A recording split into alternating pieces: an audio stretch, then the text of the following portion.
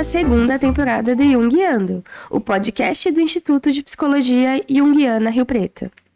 E nessa segunda temporada, nós vamos falar sobre as complexidades da vida humana, os relacionamentos, a família, os filhos. E para isso, vamos continuar a falar de psicologia, literatura, cinema e tudo mais o que vier à nossa cabeça.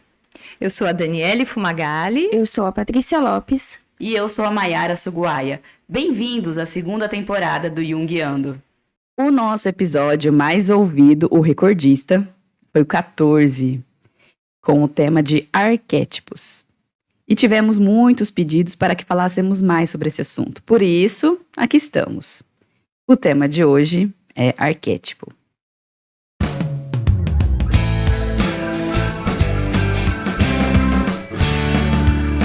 E o que a psicologia tem com isso? Bom, nós já discutimos, então, sobre os arquétipos aí anteriormente, não só no episódio 14, mas toda vez que a gente falava desse assunto, a gente comentava um pouco sobre essa definição, mas realmente teve muitos pedidos aí de vocês, ouvintes, por isso a gente vai explicar novamente este conceito, de arquétipos. O Jung trouxe esse conceito como um elemento essencial para podermos entender um pouco mais da nossa psique.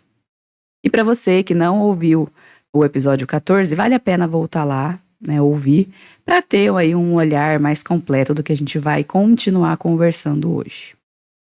Bom, vamos então voltar no tempo, Quando Jung realizava suas pesquisas lá junto com Freud, ele percebeu, que a libido é um conceito mais amplo do que até então se discutia naquela época, Para o Jung, a libido, então, ela passa a ser vista enquanto uma energia psíquica geral, não apenas sexual, como Freud defendia na época.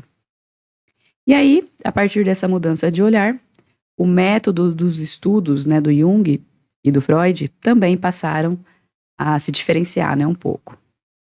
Aí o Jung, lá desenvolvendo as suas pesquisas, ele fez relações, entre essa questão da libido com a nossa mente. E aí ele entende que para ela dar conta de toda essa energia, de modo organizado, tem que haver em nossa psique diversas camadas.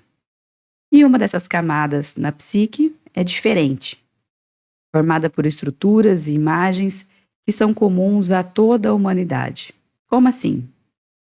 Vamos lá, vamos imaginar que a nossa mente possui diversas camadas, E uma delas, que a gente pode dizer que seria a camada mais profunda e mais primitiva até da nossa psique, é a que Jung chamou de inconsciente coletivo.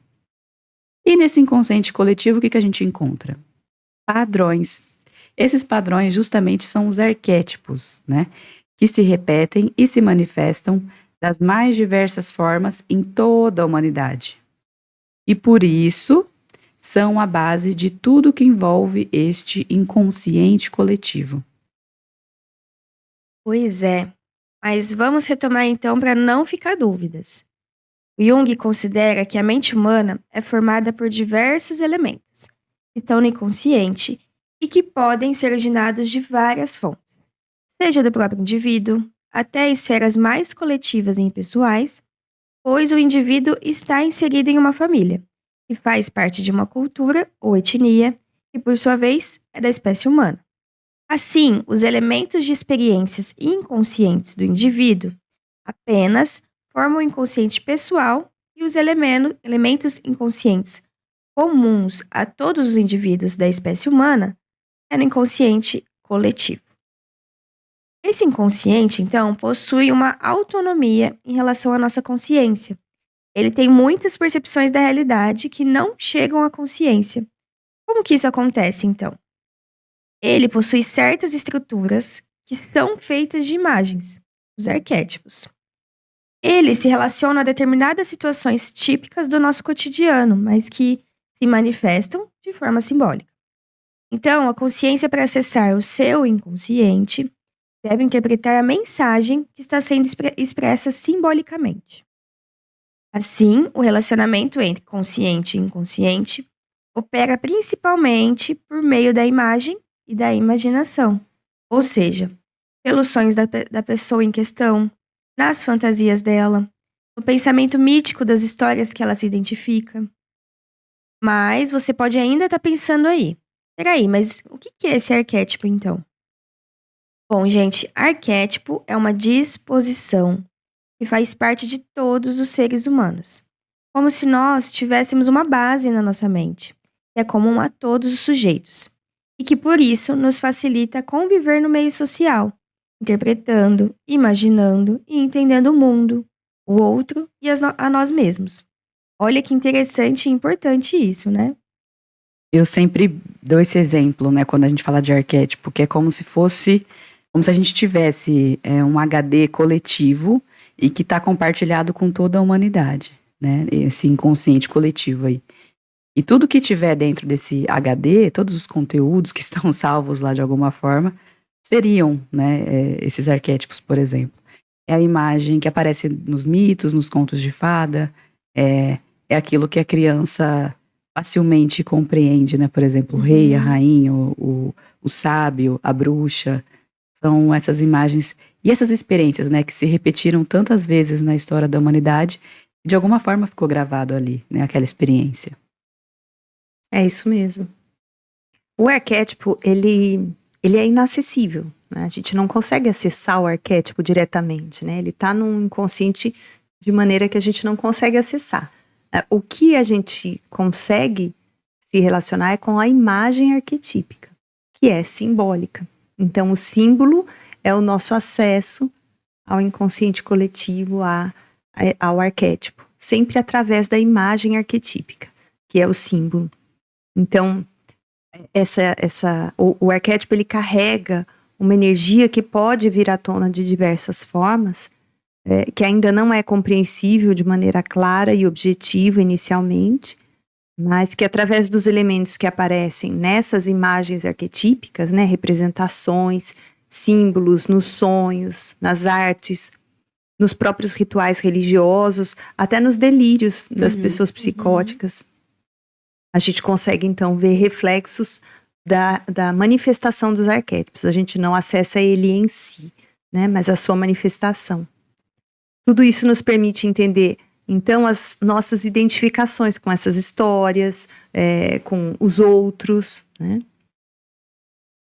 Você comentou de delírio, né, Dani? Não tem como não lembrar da Anísia da Silveira. Sim. Quando ela estava trabalhando lá no hospital, né, psiquiátrico, e ela começa a se corresponder com o Jung, é justamente isso que ele mostra, né? Ela manda, né, as pinturas dos pacientes. E ele comenta, né, muitas daquelas representações eram imagens arquetípicas, né? Os pacientes pintavam conteúdos ali, mandalas, inclusive, né, e muitas outras estruturas. Eu lembro que tinha uma pintura que parecia um sol, que ele comenta, né, que é um sol que aparece em várias mitologias, enfim. É muito bacana perceber, né, como que até no delírio tem uma certa organização, né, psíquica ali acontecendo, né? Tem uma imagem arquetípica. É legal porque, né, eu não sei se vocês assistiram o filme, mas ela mostra muito isso, né? Que ela vai indo ela tá perdida, o que eu faço com esses pacientes? E aí ele começa a usar justamente da arte terapia ou algo parecido com isso que ela usou ali como recurso. Viu que deu muito resultado, né? Que foi justamente esses desenhos que os pacientes produziram. De fato, ajudava eles a se organizarem, né? Conforme, lembra quando ela compara, né, as pinturas no início e conforme eles não só se expressavam através das pinturas, mas conviviam, né? O social também ajudava muito. Essencial. É essencial.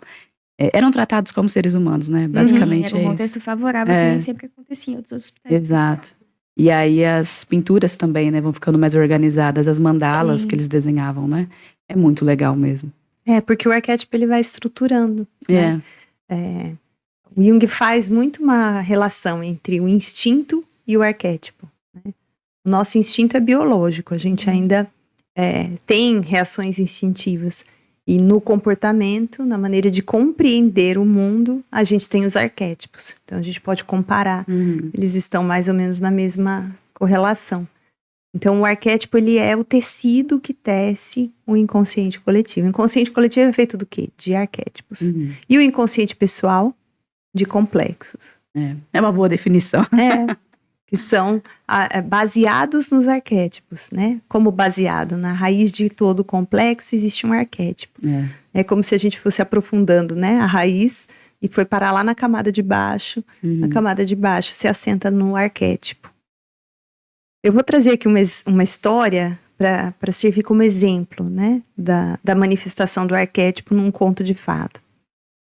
Então, olha só, vamos ver se vocês identificam que história é essa. Era uma vez um casal sem filhos que queriam muito ser pais. A esposa conseguiu engravidar e no final da gravidez, ela sentiu um desejo enorme de comer rabanetes, que só cresciam no pomar da feiticeira vizinha. Numa das noites, o seu marido saiu para invadir o pomar, para roubar os rabanetes e saciar os desejos da esposa. E foi pego pela bruxa. E ela ofereceu uma punição. Você leva quantos rabanetes você quiser, mas quando essa criança nascer, você vai ter que entregar ela para mim. Então a menina nasceu e, sem outra opção, o pai entregou a menina para a bruxa e a bruxa deu o nome para ela de Rapunzel, fazendo referência aos rabanetes que tinham sido roubados dela. Quando a Rapunzel fez 12 anos, a bruxa tranca numa torre alta, sem portas, sem escadas, só com uma janela no topo. E quando a bruxa queria subir na torre, ela mandava que a Rapunzel estendesse as suas tranças douradas e ela colocava esse cabelo num gancho de modo que a bruxa pudesse subir por ele como por uma corda. Um dia, um príncipe cavalgava no bosque, ouviu a Rapunzel cantando lá na torre e foi procurar a dona dessa linda voz. Ele encontrou a torre, mas nenhuma porta para subir. Então, em outros dias, ele volta para a torre para escutar a Rapunzel cantar. E um dia vê a bruxa subindo na torre e aprende a estratégia que a bruxa usa de usar os cabelos da menina. Quando a bruxa foi embora, ele pediu que Rapunzel soltasse suas tranças e, ao subir, ele a pediu em casamento. A Rapunzel concordou. Juntos eles fizeram um plano. O príncipe viria toda noite para a bruxa não pegar ele. E levaria seda para que a Rapunzel tecesse gradualmente uma escada.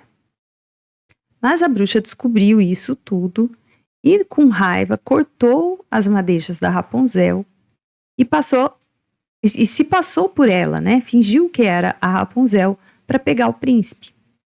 A bruxa disse que ele nunca mais ia vê-la e empurrou-o até uma moita de espinhos que o cegaram. Ele saiu vagando pelas terras devastadas do país e chegou num deserto. E pela voz ele encontrou a Rapunzel, que tinha sumido, né? Tinha fugido da bruxa. Essa é uma história que traz elementos que se repetem em diversas outras histórias, como na da Branca de Neve, da Cinderela, da Bela Adormecida, ou mesmo da Princesa Leia no Star Wars. Todas elas representam um padrão universal, conhecido em todas as culturas, em todas as sociedades. Ou seja, é um arquétipo. O arquétipo da donzela em perigo. Ele simboliza a vulnerabilidade e a necessidade de ser salva. Eu posso me identificar ou não com essas histórias, mas conheço elas de alguma forma. Ou seja, a história em si, a ideia da donzela em perigo. Ou outros elementos desse contexto que me repetem a esse símbolo de vulnerabilidade. E é isso que os contos de fada, os mitos, né, tem de bacana.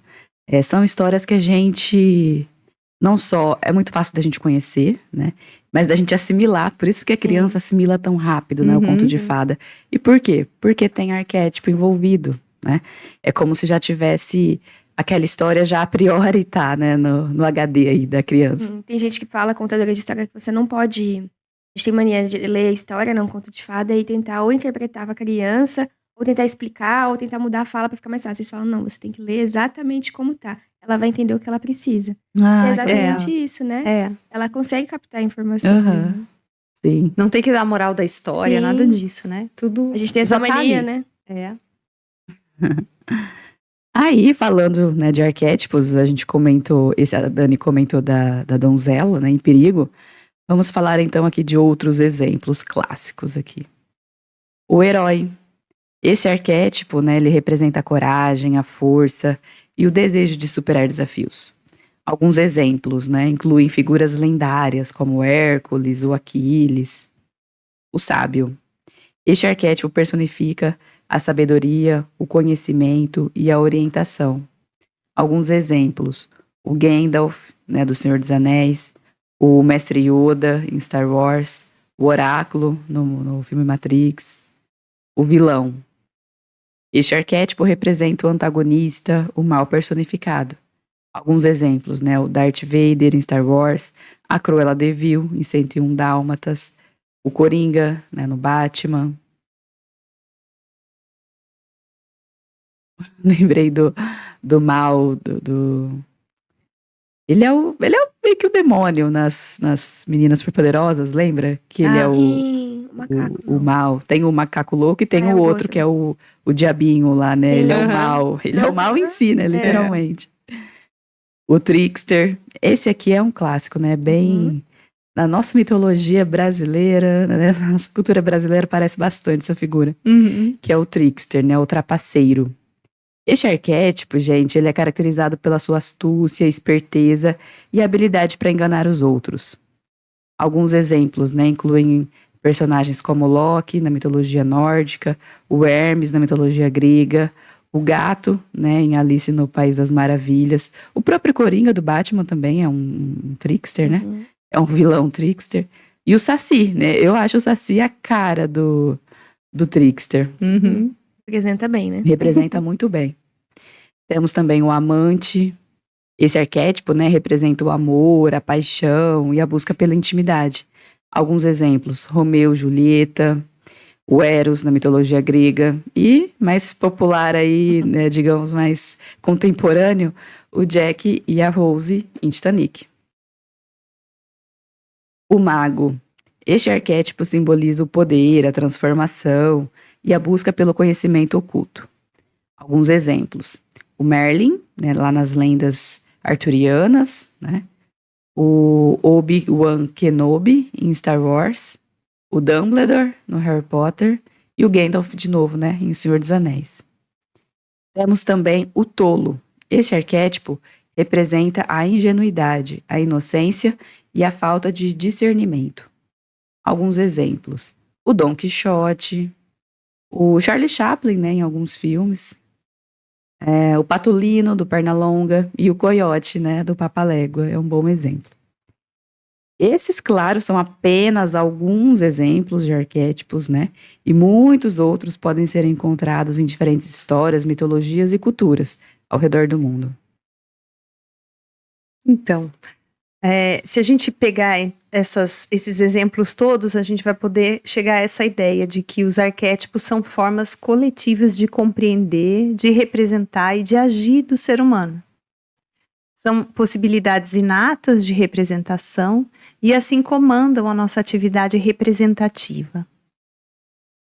Assim, os instintos são nossa forma comum de reagir impulsivamente e o arquétipo, uma maneira comum de compreender. Por exemplo, existem histórias que se repetem em diversas culturas com o mesmo padrão universal.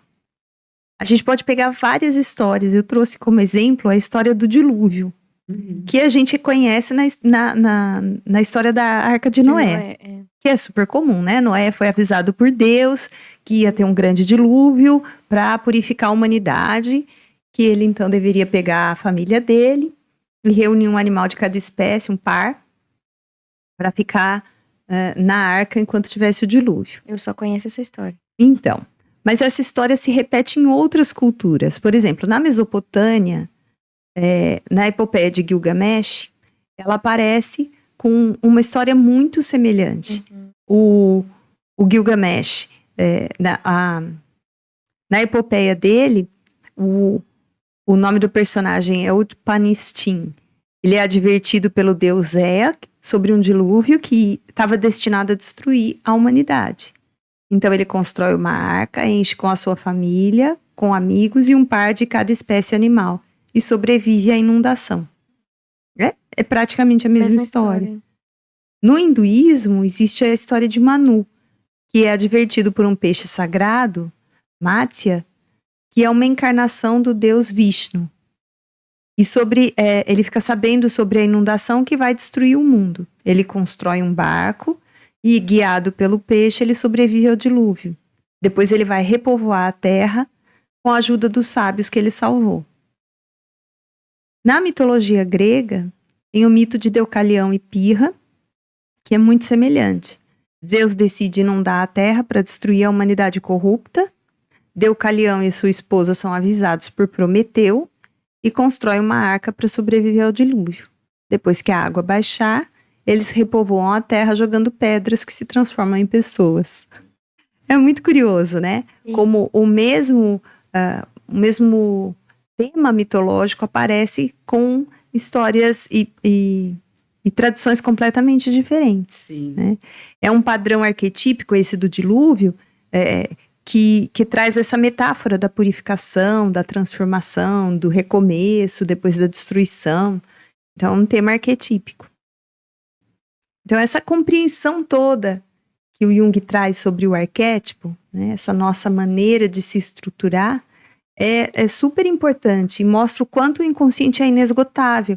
É a partir de lá que surgem todas essas possibilidades. O inconsciente não é só um depósito de lixo, né? Tudo que eu vivi, que é memória que não presta, ou então coisas que eu quero reprimir. Pelo contrário, o inconsciente é super fértil e traz uma inesgotabilidade de possibilidades para a gente se desenvolver. E é justamente isso que faz diferenciar a concepção de inconsciente do Freud do Jung. Os arquétipos possibilitam a gente, a partir de imagens, símbolos como as que a Dani trouxe aqui, e todos aqueles que a Mayra trouxe, o reconhecimento com a realidade, a reflexão sobre essa realidade, se preciso, até uma transformação para outras possibilidades. A possibilidade de reflexão que eu acho que é o mais interessante no arquétipo, né? Porém, um problema na nossa atualidade são as redes sociais, que possibilitam, mas nos dão possibilidade de várias coisas, mas várias vezes também nos direcionam para a identificação com o outro e se apresenta ali como um personagem da vida cotidiana. Um estilo de vida que, em muitos pontos, são pequenos trechos da realidade vivenciada mesmo. A gente se reconhece naquela outra pessoa no sentido de, ao mesmo tempo que eu me identifico com várias características e ela está me trazendo pela imagem, ao mesmo tempo eu busco algumas questões que estão por trás daquele papel social desempenhado. Isso tudo pode gerar muita frustração, ansiedade, compulsão, distorção da própria imagem. Enfim, até mesmo vir desenvolver transtornos como de ansiedade, transtornos alimentares, depressão, entre outros problemas, né? A gente vê hoje em dia muita pesquisa falando sobre isso, né? Como as redes sociais influenciam a gente pode usar ela a nosso favor, mas também ao mesmo tempo ela pode trazer esse porém, né? A gente se espelha tanto naquela realidade, a gente acompanha a vida do dia a dia de alguém e a gente quer que aquilo também seja a nossa realidade, né? A gente pega aquilo como um símbolo de... É o que eu quero alcançar. Além de transtornos, né, que são derivados dessa questão de estar online o tempo todo, Sim. né? A FOMO, que hoje em dia a gente fala, né? É muito por causa das redes sociais, né? O fear of missing out, né? A sensação de estar perdendo alguma coisa. Antes a gente sabia de alguma coisa que acontecia importante, se dava na televisão ou no jornal, tinha um tempo, né? Agora, a cada minuto que você rolar teu feed, vai ter alguma informação nova, que não necessariamente é útil, a maioria não é. Sim. Mas vai ter o tempo todo. Então as pessoas acabam sendo bombardeados, e aí tem essa sensação, né, de que se eu não tô vendo, eu tô perdendo alguma coisa. Estar sempre perdendo algo. E isso anda de mãos dadas com a ansiedade, né? Não preciso nem dizer. Eu assustei uma vez vendo, é que tem muitos vídeos hoje em dia, né, que tem assim, o vídeo do que você quer ver, tipo, alguém que você segue, esses digital influencer que você se identifica, e do lado tem um vídeo que eles chamam de vídeo, como que é? Relaxante. E aí eu vi algumas crianças na clínica assistindo e falava, o que é isso do lado? É um vídeo tem um nome, que é como se fosse pra relaxar. Então é aquela sensação de eu tô relaxando, vendo algo que tá me influenciando. Então a tendência é eu ver essa coisa que me influencia é maior, porque junto com ele tem um outro vídeo, que é aqueles apertando slime, abrindo massa, fazendo alguma coisa manual e corporal, que realmente é desestressante, porque se a gente fizesse seria. A gente vê um outro fazendo, entende que aquilo vai relaxar a gente e ao mesmo tempo tá sendo influenciado por uma imagem de outra pessoa. Olha a conexão bagunça que pensaram. mental, né? Exato. Caramba. Bom, outros exemplos disso são a figura da Barbie, boneca, né, que influencia muita gente até hoje. A gente tem casos, né, de pessoas que tentam mudar o rosto, o comportamento, o estilo de vida pra se tornar uma Barbie, ser reconhecida como uma Sim, Barbie humana. Isso, uma Barbie humana. Então é uma influência aí que pode tender pros dois lados. O digital influencer que a gente falou, trazendo estilo então de vida e tudo mais. E pensando em tudo isso, o mercado acaba, né, se favorecendo muito disso porque vende produto em cima desse contexto, se aproveitando bastante dessa busca que a gente fica aí tão incessante pela identificação com uma imagem simbólica do outro. Um exemplo que eu vou trazer para vocês, que representa, né, bem essa nossa realidade e busca pela identificação, é a história do Narciso. Segundo a mitologia grega, ele era filho do deus do rio Céfiso e da ninfa Niríope. E ao nascer, a mãe dele, percebendo que ele tinha uma enorme beleza, perguntou, preocupada, com o adivinho se o Narciso ia viver durante muito tempo. E aí o adivinho responde que sim, desde que ele nunca conhecesse a si próprio, pois que se isso acontecesse, uma maldição seria lançada sobre ele e lhe causaria a morte. Então Narciso, quando ficou adulto, ele vira caçador e começou a atrair diversos olhares de muitas ninfas e donzelas da região, mas ele preferia ficar só, viver sozinho. Afinal, ainda não tinha encontrado uma moça que merecesse o amor dele. Mas uma das ninfas, chamada Eco, apaixonou-se loucamente por ele e, como ele negou esse amor, ela resolveu pedir ajuda a Nêmesis, a deusa da vingança, que lançou sobre Narciso a seguinte maldição: que Narciso se apaixonasse com muita intensidade, mas que não conseguisse possuir essa amada que ele deseja. A maldição foi lançada e Narciso se apaixona realmente de forma intensa, só que pela sua própria imagem, quando ele a visualizou refletida nas águas. E nesse momento, Narciso ficou encantado com o que viu. Ele observou os cabelos, os olhos, os lábios, não conseguia parar de olhar para aquela imagem. Observou tanto que desejou possuir aquela imagem e, não sabendo que se tratava dele mesmo, ele tenta, né? E aí tem os dois desfechos que a gente ouve falar aqui. Ele acaba morrendo por 2 motivos, né? Pode ser porque ele ficou admirando tanto tempo essa imagem na água e morreu de desgosto porque não conseguiu pegar ela, né? Possuir essa imagem. Ou porque ele morreu afogado tentando tocar essa imagem que ele viu refletida. É um clássico também essa história, né? Sim. Bom, e aí agora um exemplo mais da atualidade. Vamos pensar quem viveu Frozen e se identificou com várias questões que envolvem a história da relação das duas irmãs, Elsa e Anna. Muita gente, né? A história vem para quebrar os estereótipos tradicionais das princesas da Disney, enfatizando o poder do amor entre as irmãs e a aceitação de quem você é, independente de diferenças. O que ficou nítido para todos pela música Let It Go, que se tornou um hino de empoderamento, né? Bom, gente, com essas histórias, fica aí para vocês a reflexão sobre tudo isso que falamos.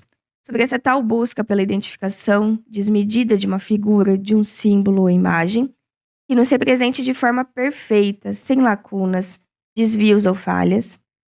Os arquétipos, eles podem nos ajudar muito, sim, a compreender diversas questões da nossa mente, seja na terapia, assistindo um filme, a nos identificarmos com algo ou alguém e usá-los como recursos para refletir sobre tudo isso, de maneira saudável. Os mitos, por serem representações arquetípicas, nos transmitem possibilidades de viver e de agir. Ou seja, os mitos são histórias exemplares. Olha só como os arquétipos estão mais do que presentes na nossa vida.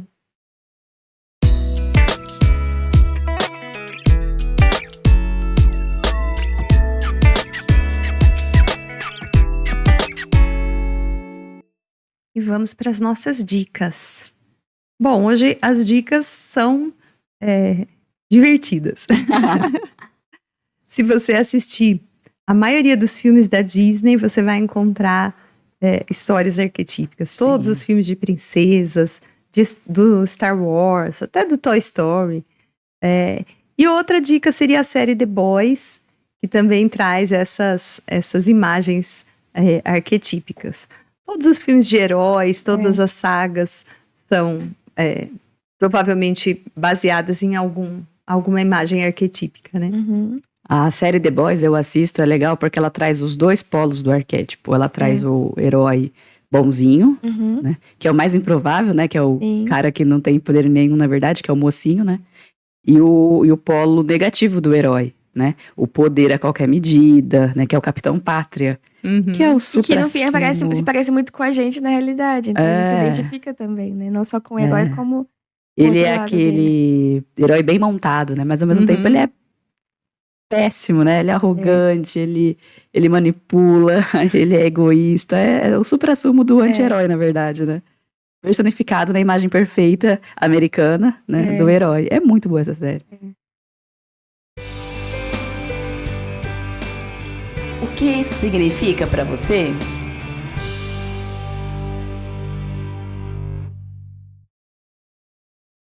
E na nossa parte artística, hoje a gente trouxe um poema. O poema se chama Arquétipos do Leão, escrito por Fabrício Souza Santos. Leão simboliza a majestade e o poder, paradigma ideal de determinação, exemplo de autodomínio e ousadia, foco e forma de autoexpressão. Como autoridade equivale ao rei, cânone da proteção divina, leão da tribo de Judá, raiz de Davi, ótica da força que ilumina, no Lions o companheirismo e serviço, espelho da justiça e nacionalidade, protótipo da vitalidade e inteligência, modelo de supremacia e vontade. Arquétipo representa a coragem, quinto signo do zodíaco ocidental. Na astrologia, configura o fogo, defensor da verdade e do espiritual. Associado à luxúria e ao orgulho, protetor do mundo subterrâneo, regra de superação de desafios, guardião dos heróis do Mediterrâneo.